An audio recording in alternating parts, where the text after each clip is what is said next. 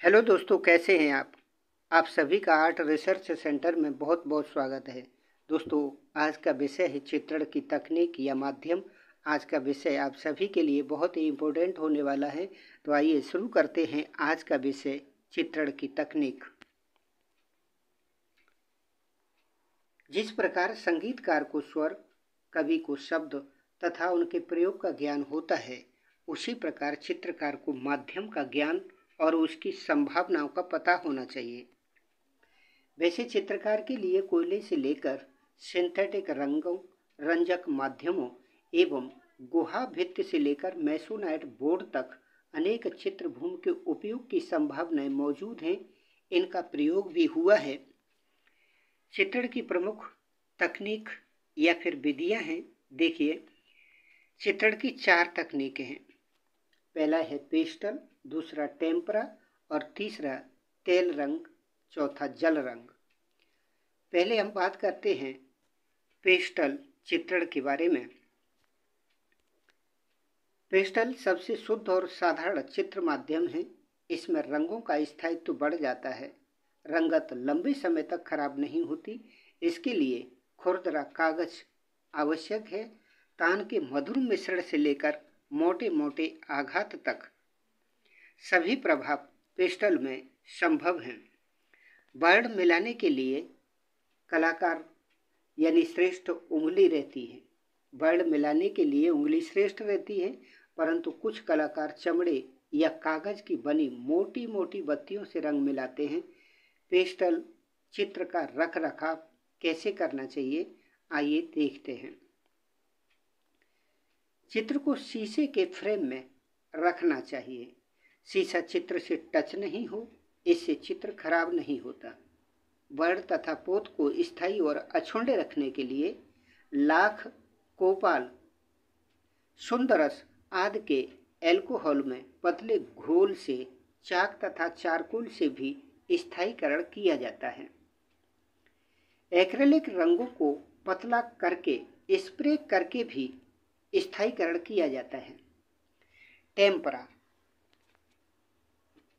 Tempera tempera माध्यम में पायस का प्रयोग होता है। पायस पानी में घुल जाता है और सूखने पर अघुलनशील हो जाता है। टेम्परा के रंगों की चमक न जल रंग में और न ही तेल चित्रण में संभव है। टेम्परा की विशेषता उसका पायस होता है। अब पायस क्या होता है, आइए जानते हैं। पायस सूखने पर पारदर्शी झिल्ली का निर्माण करता है। पायस जलीय तरल में तेलीय या मोम पदार्थ का मिश्रण होता है। दूध का पायस सर्वश्रेष्ठ होता है। पहले पायस में अंडे की जर्दी का प्रयोग किया जाता था। गोंद, ग्लिसरीन तथा अलसी के तेल का भी प्रयोग पायस के लिए होता है। टेम्परा चित्रण के लिए शोषक तथा कठोर भूमि की आवश्यकता होती है। लकड़ी तथा हार्डबोर्ड पर तैयार किए गए गैसोपट श्रेष्ठ होते हैं। टेम्परा चित्रण में रंग की तह लगाने की कला होती है। टेम्परा चित्रण में रंग की तह लगाने की कला होती है। आइए तीसरा माध्यम देखते हैं, तेल चित्रण। तेल चित्रण अधिकांश कैनवास, काष्ठफलक, मैसोनाइट, हार्डबोर्ड पर किए जाते हैं। तेल चित्रण माध्यम में तारपीन, अलसी का तेल तथा वार्निश का प्रयोग होता है। तेल चित्रण में रंग को पतला करने के लिए तारपीन का तेल मिलाते हैं। चित्रण के लिए कोपाल वार्निश उपयुक्त होती है। तेल रंगों को मोम में मिलाकर लगाने को एनकॉस्टिंग कहते हैं। एनकॉस्टिंग किसको कहते हैं? तेल रंगों को मोम में मिलाकर लगाने को एनकॉस्टिंग कहते हैं। तेल चित्रण में छाया से प्रकाश यानी डार्क टू लाइट किया जाता है और जल रंग चित्रण में प्रकाश से छाया यानी लाइट टू डार्क होता है। इससे संबंधित अन्य तथ्य हैं। भारत में इजेल तथा ऑयल पेंटिंग। भारत में इजेल तथा ऑयल पेंटिंग का Shri Ganesh Tilly Kettle, Reynolds, William Daniell ने किया था। चौथा माध्यम देखते हैं जल रंग चित्रण। जल रंग चित्रण में आइए देखते हैं। यह चित्रण कागज पर किया जाता है। कागज की 3 श्रेणियां होती हैं, चिकना, मध्यम और मोटा। कागज का खुरदरापन कलाकार की रुचि व अनुभव और उसके कार्य विशेष की आवश्यकता पर निर्भर करता है, क्योंकि सतह की विभिन्न बनावट विभिन्न प्रभाव पैदा करती हैं। जल रंग की 2 श्रेणियां हैं, एक है पारदर्शक, दूसरी है अपारदर्शक। पारदर्शक श्रेणी कौन सी होती है? वॉश, ग्लेजिंग, आला प्राइमा आदि विधियां जो हैं वो पारदर्शक के अंतर्गत आती हैं जल रंग चित्रण में। आगे अपारदर्शक देख लेते हैं। दूसरी श्रेणी अपारदर्शक स्टेपलिंग, स्कम्बलिंग, ड्राई ब्रशिंग आदि विधियां हैं। जल रंग में हाईलाइट दिखाने के लिए स्थान को श्वेत छोड़ दिया जाता है।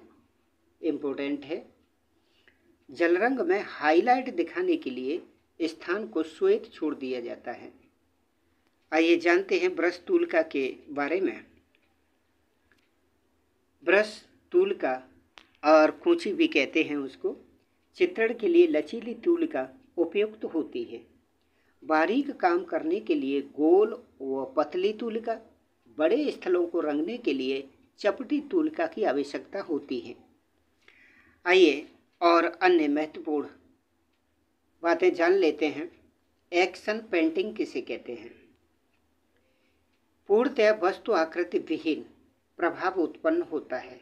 एक्शन पेंटिंग में सपाट चित्रभूमि पर रंग छिड़कने, फेंकने या टपकाने की जो प्रक्रिया, तीव्र प्रक्रिया होती है उसको एक्शन पेंटिंग कहते हैं, है ना। यानी चित्रभूमि पर रंग छिड़कने, फेंकने या टपकाने की तीव्र प्रक्रिया को एक्शन पेंटिंग कहते हैं। आला प्राइमा किसे कहते हैं? एक बार में रंग प्रयोग से चित्र को पूरा करना। एक ही बार में रंग का प्रयोग करें और चित्र पूरा हो जाए, आला प्राइमा कहते हैं। रंगत किसे कहते हैं? अमिश्रित रंग यानी मूल रंग। अमिश्रित रंग जो चित्रभूमि में आगे बढ़ते अनुभव होते हैं उनको गर्म रंग कहते हैं, और गर्म रंग लाल पीला होते हैं। ठीक है। ठंडे रंग जो पीछे हटते प्रतीत होते हैं, नीला और हरा रंग होते हैं, वो पीछे हटते प्रतीत होते हैं। इन्हीं रंगों को, ठंडे रंगों को पृष्ठगामी रंग कहते हैं, और इन रंगों को, गर्म रंगों को अग्रगामी रंग कहते हैं।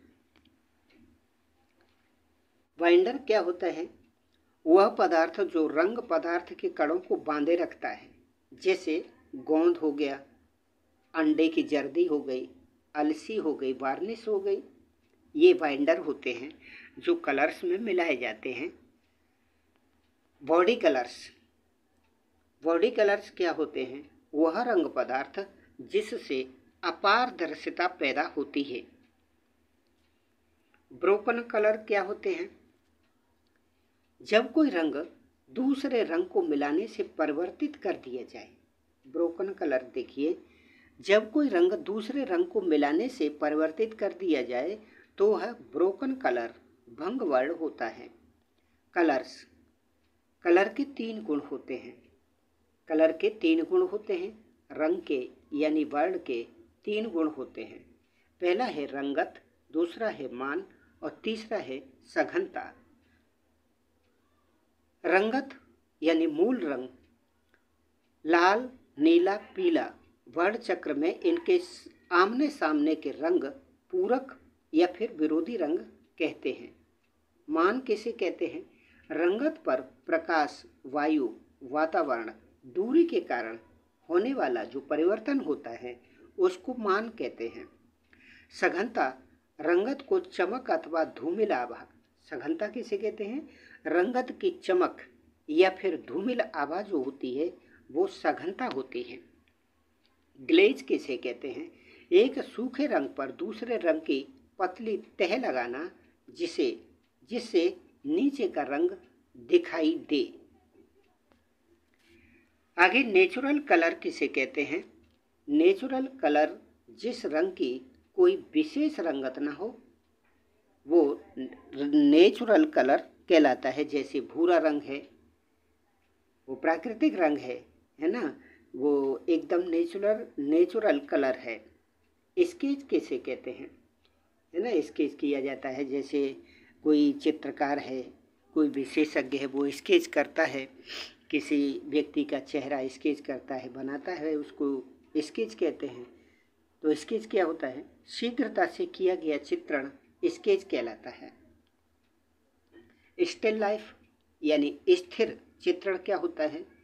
स्टिल लाइफ स्थिर चित्रण जिस चित्रण में प्राणहीन वस्तुओं का संयोजन किया जाता है, जैसे फल, फूल, मृत और खेल सामग्री हैं, ये सभी स्टिल लाइफ के अंतर्गत आती हैं, स्थिर चित्रण के अंतर्गत आती हैं। टेक्सचर क्या होता है? टेक्सचर चित्र में किसी सतह विशेष के भौतिक गुण को दिखाना, जैसे चिकनापन हो गया, खुरदरापन, ये टेक्सचर होते हैं। विजुअल आर्ट यानी दृश्य कला, जो कला आंखों से देखी जा सके उसको दृश्य कला कहते हैं। मूर्ति कला, चित्रकला, स्थापत्य कला भी है। आगे इन तीनों चारों माध्यमों से अन्य संबंधित बातें देख लेते हैं। डिपर तेल चित्रण से संबंधित है। बाटिक तकनीक द्वारा कपड़ा रंगने की क्रिया भारत में जावा से आई। बाटिक में अधिक क्रैक लाने के लिए मोम अधिक मिलाया जाता है। टीजेंटिंग औजार का प्रयोग बाटिक में होता है कपड़ा रंगने के लिए। बंधेज का संबंध टाई एंड डाई से होता है, बहुत इंपॉर्टेंट है। एनकोस्टिंग का संबंध चित्रण की तकनीक से है। ऑयल पेंटिंग का आविष्कार नीदरलैंड में आयक बंधुओं ने किया था। सरेसी का संबंध भित्ति चित्रण से है। गोल किनारे की तूलिका को फिलबर्ट कहते हैं। गोल किनारे की तूलिका को फिलबर्ट कहते हैं। टूथब्रश या हार्ड ब्रश से स्प्रे करने को स्पैटरिंग कहते हैं। पॉल सैंडबॉय जल रंग चित्रण के पिता माने जाते हैं। वॉश चित्रण बंगाल स्कूल से शुरू हुआ। एक्रेलिक चित्रण का लैटिन ग्रुप के द्वारा शुरू हुआ। एक्रेलिक रंगों के लिए ग्वास, मैट, जेल प्रयुक्त माध्यम हैं। अच्छी पेंसिल है ना, अच्छी पेंसिल ग्रेफाइट जो कास्ट की बनी होती है, ग्रेफाइट होता है उसमें, उसी की बात हो रही है। अच्छी पेंसिल यानी ग्रेफाइट कास्ट की के लिए सिडार पेड़ की लकड़ी का प्रयोग होता है। पेंसिल की 15 डिग्री दिखाई देती हैं और फेबर ने जर्मनी में पेंसिल कंपनी 1761 में स्थापित की थी। गोंद मिला हुआ अपारदर्शक रंगों का प्रयोग ग्वास कहलाता है, बहुत इंपॉर्टेंट है।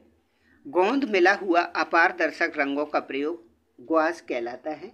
पेस्टल रंगों पर अंत में फिक्सेटिव लगाया जाता है। चीड़ के पेड़ से उत्पन्न लीसा से तारपीन का तेल बनता है। A4 साइज का जो कागज होता है उसकी नाप देखिए। A4 साइज कागज की नाप 2 से 10 गुणा 2 से 97 मिलीमीटर होती है, या फिर 8.27 गुणा 11.7 इंच होती है। कागज की खोज चीन में तसाई लुन ने 1400 ईस्वी में की थी। भारत में कागज का कारखाना 1882 में स्थापित कलकत्ता में हुआ था। मुद्रण के लिए ऑफसेट प्रेस की खोज रॉबर्ट बर्कले ने 1875 इंग्लैंड में की थी और इन्होंने ही टिन पर मुद्रण कार्य किया था। कागज पर मुद्रण 1904 में हुआ अमेरिका में रूबेन ने किया। पेस्टल रंगों में बाइंडर का प्रयोग नहीं करते, पेस्टल रंगों को सीधे प्रयोग किया जाता है। दोस्तों, ये था आज का वीडियो।